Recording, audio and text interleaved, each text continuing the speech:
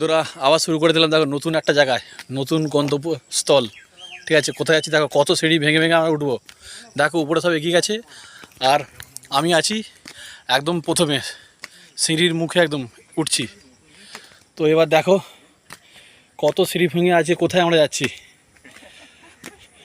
এত সিঁড়ি ধারণার বাইরে দেখাচ্ছি। দেখো পরে পয়সা ওরা উঠে যাচ্ছে। দেখো প্রায় 1000-এর উপর সিঁড়ি হবে, বেশি। দেখো কোথায় আছে দেখো,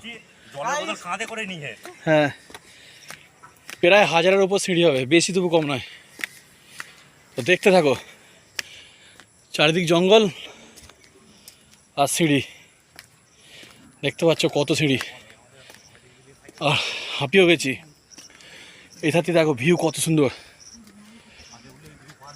দেখো হাঁপিয়ে গেছে, বিশেষ করে আমি বেশি হাঁপিয়ে গেছি। দেখো এখানে দাঁড়িয়ে পড়েছে, কত সুন্দর ঘর, দেখো কত দূরে।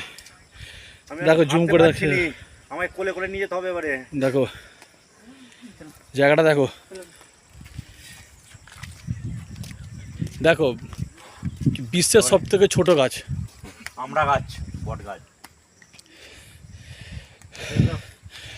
চলো এগিয়ে যাচ্ছি মেন জায়গায়, যেখানে যাওয়ার উদ্দেশ্যে আমরা বেরিয়েছি। সেখানে গিয়ে বাদাম খাওয়া হবে বসে। কিন্তু এই যে সিঁড়ি এত, এই সিঁড়িগুলো পার করে যেতে হবে ভাবো। আর এই দেখো জল ট্যাঙ্কে, নেপালেও জল ট্যাঙ্কে তৈরি হচ্ছে ভাবো। যত উপরে উঠবো ততই হাঁপিয়ে যাচ্ছি। দেখো এখান থেকে শহরটা,